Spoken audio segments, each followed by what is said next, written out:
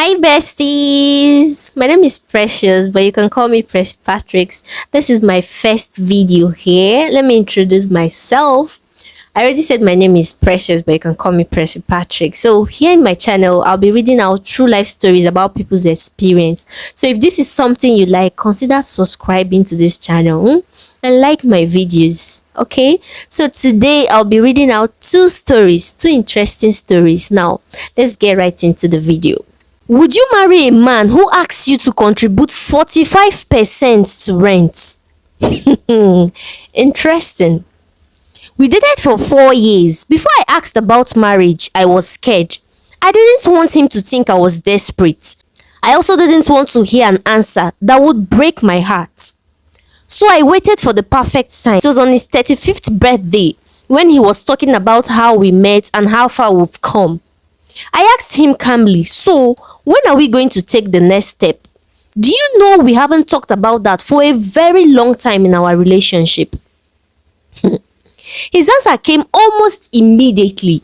We are getting old. It's about time we thought about marriage and saw how to achieve it. I was very happy that he agreed with me. All night, I thought about how I wanted my wedding, very small and intimate.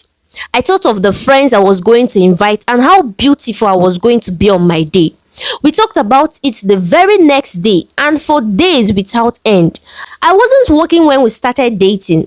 I had come from school looking lost in realities of life when he proposed to me. He was then teaching in a private school around the area. We have been saving. He had even saved enough to buy his first car.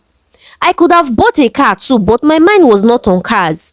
I wanted to settle in a home first before I could think about all those things. After months of talking about our wedding and fixing imaginary dates, we set off working seriously towards it. In our plans, we were going to marry the following year.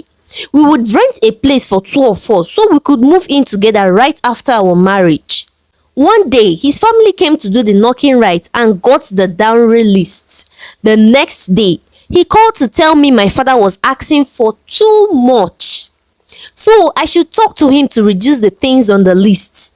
I had seen the list. I had planned it with my dad and both of us had agreed it was the barest you could ask from a man ready to marry you. So when he called asking for further reduction, I asked what he thought should be taken out of the list. He said my father listed 10 clothes for me and they were too much, so I should reduce it. I said, fine, what else do you want to be reduced? He mentioned the money for the in-laws, that's also too much. He went on and on, touching everything on the list. I didn't tell my father but decided I would support him to get the things he wanted off the list. I told him to go ahead and get what he could because my father is a very understanding person. Just a few days later, he called to ask me how much I was contributing to the wedding. I asked why he was asking me that question and he said, so the 2 of us are getting married and you want me to foot all the bills. Won't you add anything to support? After all, you are going to be my support in the marriage, aren't you? I didn't like the tone of the conversation, but I remained calm. At first, it was about bringing down the items on the dowry list, and then it turned to how much I was going to contribute for our wedding. I asked myself, is this guy ready to marry me, or am I the one forcing him to marry me? Later, when we met and discussed the cost of the wedding, he told me to take care of every cost concerning me, while he handled the rest of the costs in between. I didn't say much, I agreed, until we found the house we wanted to rent and he told me to support him with 45% of the rent so he could pay the rest. Right there I told him I can't do that. He asked why and I answered, I don't have the money to do that, plus you are the man, that's what men do. This guy got angry that I had asked him to do what men do. He talked and talked and talked until I told him it's not by force for us to get married. If you think you are not ready, you can wait. I will also wait. There is no need to rush. He said, I am ready, but are you also ready to be my wife? You mean you'll be a wife who doesn't support her husband? I told him politely that I wasn't going to push him to marry me. He should get a place where we would move to after the wedding. Then we would resume the conversation. He agreed, thinking he was going to keep quiet on the wedding for me to push it. For the past 2 months, we haven't talked about anything. Meanwhile, our target was to marry in May. These 2 months have brought a lot of clarity to my mind, and I haven't had the chance to ask the hard questions. Yes, we've dated for 4 years, and largely he has been a good boyfriend. But would he be a good husband? Looking at everything that's happening, the answer that came to my mind immediately was no. Because of that, I've decided not to go ahead with the marriage, even if he comes tomorrow and tells me he's ready. So let's get married. I don't want to be asked in near future if I didn't see the signs while we were dating. These are all the signs I need to see to know what the future would be like. I don't have any problem supporting my husband to be but it's the way he demands it. It's the way you don't see it coming and he springs it on you. I can't keep up. Honestly, I can't. But before I bring my parents and finally inform them that I am not going ahead with the marriage, I want to ask you, my friends here, if I'm making the right choice judging from how the story started and how it's ending, would you make the same decision if you were in my shoes? Honestly, this is red flag. Don't get me wrong. You can ask for contribution from your partner, but you should do it the right way and not asking her to contribute like almost half of everything.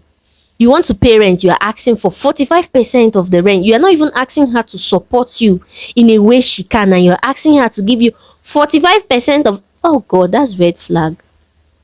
So what do you think about the story? Comment your thoughts in the comment section. Before you want to comment, just type story 1 and leave a comment down, okay? Now let's get right to story 2. My wife lives in her own house, but I'm not invited to live with her. This is story number 2. The first time I met her, she was working with a girl around 6 years old. It was the beauty of the girl that attracted me to her. I asked her if the girl was her sister, and she smiled without giving me an answer. She was waiting for someone and was alone, so I sat by and baited the girl to play with me. You know kids, she fell for it and ran to me. I asked her quietly, "Is that your sister?" And she answered, "No, she's my mother." I was a little surprised because she looked younger than someone who could give birth to that girl I was playing with. She told me her mother's name, and I shifted my attention to the mother instead. I got to talk to her, and by the time she was leaving, I had been able to get her number. I called her the same evening, and she was very receptive. A week later, we were talking every day. When I asked her out, she said she wasn't the outing type. Even when I pleaded, she said no to an outing and said she would rather stay home and enjoy a moment alone. When I persisted for weeks, she finally invited me to visit her place. I got there, saw the house she was living in, and asked if she was living alone. She answered, "This is my house." I probed, as in, "You own this house?" She nodded and smiled. That pushed me to ask her about her age because it looked like she had lived a lot of life at her young age. She said she was 35. As the day went by, I learned a lot about her and her story. I learned she married at a very young age to a man who is very rich. They had a daughter and the marriage started decaying. According to her, right from the beginning, the man abused her physically. She was only 23 and had dated the man for 2 years before they got married. When the abuse became consistent, she decided to leave the marriage, but her parents wouldn't allow her. Anytime she ran home, they would push her back into the house where she was constantly beaten and left to starve by her husband, even though she was the one cooking the meals. She said one day she ran away with her daughter and never looked back. The divorce lasted for over 2 years, but she never went home until the divorce became final. The house and the cars she was using were her divorce settlements. I loved her and loved her story too. You could see what she had been through had made her strong and very independent. I was consistent with her and with her daughter. Her daughter called me daddy even before she said yes to my proposal. It was hard. She didn't trust me to be different. I told her, "Look at you and look at me. Do you think I would have the courage to lay my hands on you?" She trusted me enough to say yes to me, and we dated for a year before we got married. Before marriage, we talked about where to live and how to begin life afresh. She made it clear that she wouldn't want us to live in her house because of obvious reason, and I understood her. I was living in a single room self-contained apartment. I was cutting my coat according to my material available. We agreed we would rent a place and move there. We've been married for close to 2 years and she's currently pregnant, but we don't live together. She lives in her house and I live in my self-room self-contained apartment because we don't seem to agree on where to live together. We moved around looking for a house in the early days of our marriage. We got nice places. They were either too expensive or too far from our workplaces. I go to her place and spend 2 to 3 weeks there, but she wouldn't let me move in. I suggested she should let me move in until we got a place we could move in together. She told me, if you move in here, you will never want to leave again, so let's get a place and move in together.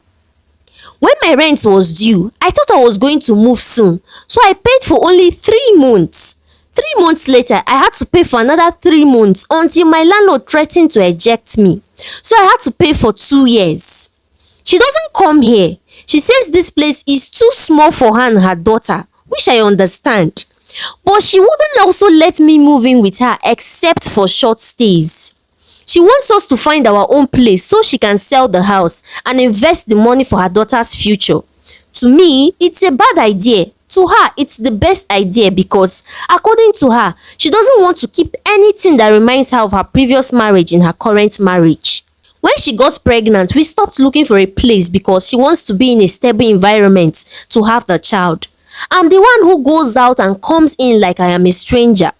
Everyone tells me my wife isn't being reasonable. I don't need them to tell me because I already know. Her problem is her trust issues. But I believe we've come a long way for her to trust me. I want to live with her now that she's pregnant. I want to stay close and go through the whole process with her. But the longest I can stay at her place is 2 weeks.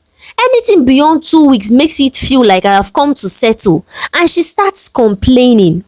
I asked her if it's her plan for us to never live together, and she answered, "Far from it, but I don't want my ex-husband to feel I can't live my married life without his house.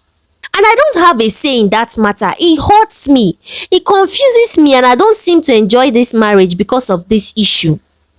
I'm not forcing my way into her house, so all I'm asking is that we live together until something permanent comes along. Am I asking for too much? Please advise me. I'm confused." Well, I don't know. This is kind of complicated.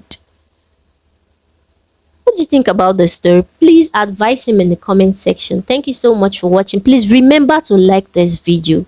And please subscribe to my channel. Please support me. Besties, support me. This is my first time posting here in my channel. And I hope to be consistent. I believe I'll be consistent. Thank you so much for watching. I'll see you in my next video. Bye.